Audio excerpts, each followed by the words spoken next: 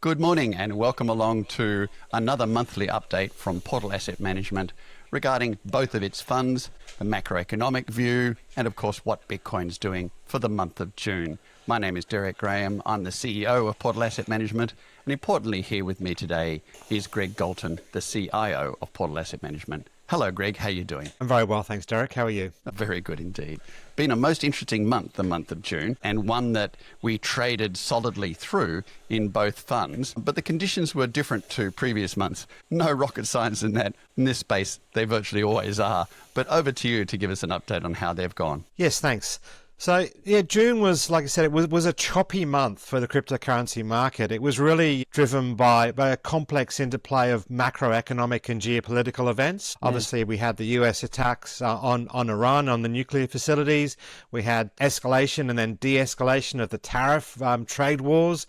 So a lot of different factors going on there. What that did result is that Bitcoin ended up the month up 2.4%, but the CCI 30 index, which is the index of the 30 largest cryptocurrencies, was actually down 1.3% for the month. So Bitcoin really reasserted its dominance again. You did see a bit of a reallocation away out of DeFi tokens into real world assets or RWA tokens. So it was an interesting mix as we went through the month. And also the volatility was subdued. The implied volatility on Bitcoin was the lowest it's been since October 2023, and that was sort of reflective of that of a number of those different factors really driving that lower volatility. So, of course, the implied volatility is particularly important to us when it comes to the Radiance Fund, because its volatility is what we generate our income out of. Why was the volatility particularly low, and what impact did that have on the Radiance Fund? And is this the normal or the new normal, or just another month? Yeah, it's an interesting question. I think the soft estimate for Radiance for the month of June is that we're up about 5.6% for the month. The Bitcoin extraction was lower than our usual target. It came in at 2.4%.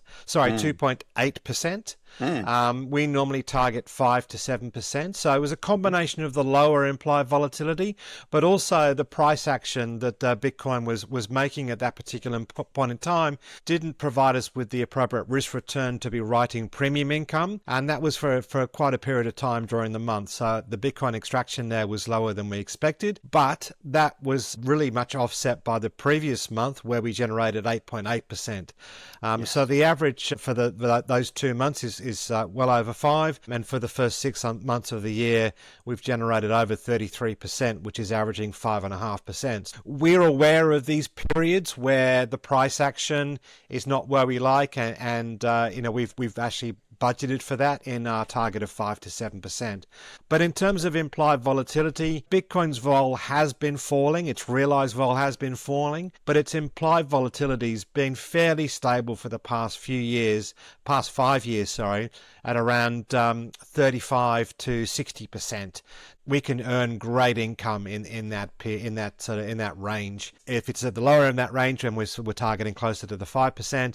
If it's at the higher end of that range, when we're targeting 7%. So Bitcoin's been within that range for the past 5 years. So the whole time that we've been running the strategy, which is going on for over 2.5 years now, we've been within that range. So yeah, we're very, very confident in that range going forward, and continuing to grow and compound the Bitcoin going forward. And that's just in terms of the Portal Digital Fund. That fund was down very slightly for the month. As I said, the CCI 30 was down 1.3. We estimate Portal Digital was down about 0.5%. And just interesting to note there that Radiance is one of the funds within Portal Digital Fund, and that was actually the best performing fund within those fund of funds. Very reassuring and nice to see Radiance continuing to add not only to the Radiance unit holders but also to the performance of Portal Digital Fund as well. Very good. So I've got 2 questions. One is, can you give us a clarification of the difference between actual volatility and implied volatility? Because people who have watched Bitcoin for some period of time have realized over the years it's starting to become a more mature asset in the form of its actual volatility, but we don't trade its actual volatility, we trade its implied volatility. Yeah, that's a very good question. So the real volatility, if you want to call it that, is the historic 30-day rolling is the main method that we use, and that's just the swings that Bitcoin's price exhibits over a 30 rolling day period. That real volatility or annualized volatility, however you want to describe it, has been coming down in the last 15 odd years since Bitcoin was first listed on markets. That's a reflection of the increase in size, the slow maturing of the market, and that volatility has started, continued to trend down, especially with the coming of the Bitcoin ETFs and that institutional money coming into the market. It's a much more mature market, and one that doesn't tend to have the massive dips down, because there's a buyer of last resort there now, which we haven't seen in previous cycles. So that's the real volatility. But what we trade is the implied volatility, and that's the options market expectations of future price movements. Now that's not backward looking. The backward looking is the historic. The forward looking, it predicts higher volatility. It's as simple as that. Now that implied volatility has been trending down over time, but as I said, we're very comfortable with it sitting in that 35 to 65% range, because we're able to extract a significant amount of premium income from there. To give you an example, the implied volatility for gold is somewhere around the 10 to 15%. And the S&P 500 is around 20%.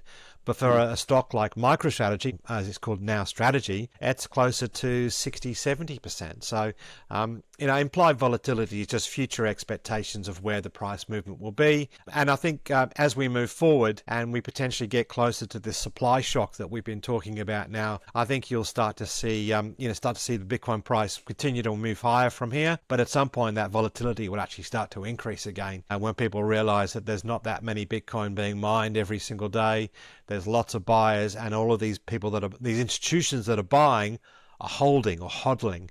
They're hodling for the long term. They're not there to trade it. So the amount of Bitcoin available on exchanges that the miners are willing to sell will slowly dwindle, and we will get that supply shock, and then you'll see a spike in IV. So that's and a spike in the price too, and that's something that we actually look forward to. One other question there, and that is that this Radiance fund pivoted on the 1st of January to the Bitcoin extraction strategy, or the Bitcoin compounding strategy, which we now run every single day, 7 days a week. And that pivot was had left essentially pick and hold strategies in regards to picking the best of tokens and holding them for a period of time, primarily around the disappointing returns that we were seeing in the alts marketplace, which just hasn't had the alt season we expected, and are expecting that it's going to take longer for that to occur. And so when we've looked at this strategy, and we were doing our due diligence on it last year, we started trading it ourselves around a little bit after mid last year. One of the things that was very apparent is that the compounding aspect of the strategy is enormously important. It's not just we're generating income paid in Bitcoin, but that every approximately 48 hours, we take our income and put it into treasury, and we continue to compound it on the way through. Yeah, so in terms of the compound, actually this month we were compounding every single day for this particular month, because the implied volatility has come back into the Bitcoin price, and it's been at a point where we're able to actually write very good income. So we've been compounding daily. But you can see from this chart, the blue line on the bottom is the compound income per Bitcoin. So we've tried to adjust this chart to show, so it doesn't just show the growth in funds under management, but it's on a per Bitcoin basis. And that's why people invest in this fund, because they want to know how much they're earning per Bitcoin. So you can see that we've earned close to $40,000 worth of income per Bitcoin within the fund for the first 6 months of the year. And then the blue bars are basically the yield that we've been able to achieve on a daily basis from each of those days worth of earnings. What you then see with the gold color bar, that's the NAV, or the net asset value of Radiance per Bitcoin versus the Bitcoin price. And you can see how early on they're sort of very closely matched. And you can see when the Bitcoin price goes up, the NAV goes up more than the Bitcoin price. And then when the Bitcoin price comes down, the NAV perhaps falls just a little bit more than the Bitcoin price. So that's what we've talked about before in terms of 1.5 to 2 beta to the upside, and 1 to 1.5 beta to the downside. But what's really important to note on this chart is where the lines diverge. And we expect them to diverge in an increased level over time as that compound, as that income keeps getting built into the net asset value. So that the difference between those two lines will continue to keep growing as we move through the process. So we do have this chart in the fact sheet. We'll probably start referring to it every month, perhaps in these interviews as well, and you'll slowly see those lines start to diverge. And that will really sort of show a significant growth in the compounding, which is very much what it shows when we were forward testing this strategy on Deryck, and where the strategy's been run since March 2023. You can see again that it starts off quite slowly, but then it starts to really significantly compound, and you see very, very strong growth there. So that's over a 2-year period. You can see the returns that the strategy was able to attain. So it basically grew the amount of Bitcoin there at 6 times over 2 years. We're not targeting that, but we are targeting to double it every 12 months. So you can sort of you can see there what the sort of likely growth will be, but that will very much be reflected in that previous chart that I showed you. That'll show you that growth between the two, or the increasing gap between the two lines. Very good. And so I'm glad we brought that up, because we will be reporting, of course, on the monthly NAV and also the monthly extraction of Bitcoin, because that's the way life is. It's an artificial date at the end of the month. This strategy doesn't care what date it is, but we have to report at that particular time at the end of the month. In a bigger picture, it's not that important. We keep reporting on it, but in a bigger picture, you can see what happens when you start compounding. And that's what we're heading towards. People that invest in the fund need to be able to deploy. They need to be able to say, look, I'm going to keep it there for 2 to 3 years. And volatility, we like volatility. So if you're frightened with volatility, I don't know why, because you'd be frightened of volatility because maybe the price doesn't come back. But we like volatility because we generate income out of it. So just wanted to clarify that point in regards to the Portal Digital Fund, Share Class B, or the Radiance Fund, as it's known, depending on where you're investing from. Now, also, Greg, we have coined a phrase, and we continue to work with it with regards to the Portal Digital Fund. So it also is going through a refreshment or a pivot period. We think this is very, very important that you do this. This is a fast-moving marketplace. If you don't pivot, if you don't strategize, if you're sitting there thinking it's an equities market, you just sit with your standard strategy for 5 to 7 years because sooner or later it'll pay off. Not in this market. You don't. And so we defined our strategy as professional outperformance. What have we done already, and what are we trying to achieve there, Greg, with the Portal Digital Fund? Yeah, so in that regard, Deryck, what we're, as you said, trying to achieve that professional outperformance is we're looking for non-directional, uncorrelated alpha. So these traditional pick and hold hedge funds that rely on an alt season to see them outperform, they've been struggling. And there's a lot of discussion at the moment, will there ever be another alt season? And I think one of the concerns is there are so many tokens out there now which have been backed by VCs, and I'm not having a go at VCs. VCs are very necessary to get these projects off the ground, but a lot of these projects do not need tokens. Yes. They can achieve product market fit without a token. And I can think of numerous examples where wallets, DeFi applications, whatever it may be, work perfectly well without a token, and they're simply unnecessary. So yes, that's sucked a huge amount of liquidity out of the market in the same way that meme coin trading has as well. And you've got a lot of VCs now trapped in after a token generation event where they haven't been able to exit at a huge premium. And you've had a couple of very recent examples, Starknet and Eigenlayer, that were very hyped projects that the tokens have really suffered significantly. They're great projects, but they just don't need the token. So this whole strategy of just picking the best tokens and holding them, we think that's flawed. It maybe works once every 4 years. If we ever see another alt season again, it'll may work again.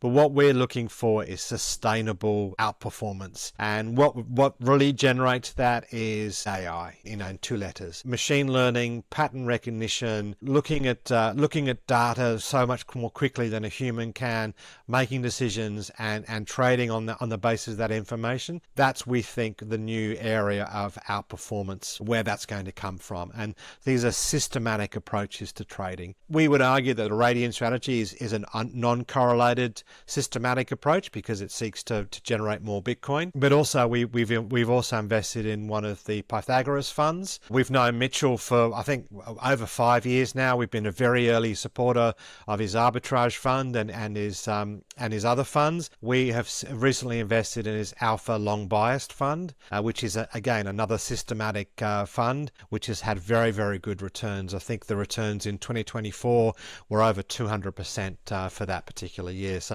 and this year he started off very well as well. So that's an example of the kind of funds that we'll be looking to add into Radiant, into Portal Digital Fund. So one of these things is that, the concept of being able to achieve alpha, performance above beta, performance above the marketplace, is a wonderful idea, assuming the marketplace is steady or going up. And if the marketplace drops 30 or 40% and you're down only 20 or 30%, it's hardly a great achievement for the investors. And the investors are sort of wary of that. How have you performed? Well, we've actually performed to specification, but we're underwater. And this is to do with market sector changes. And this is why what we've done here is we've pivoted. We see that there's great opportunity to get what we call professional outperformance by really picking the funds that are non-directional but are providing substantial returns.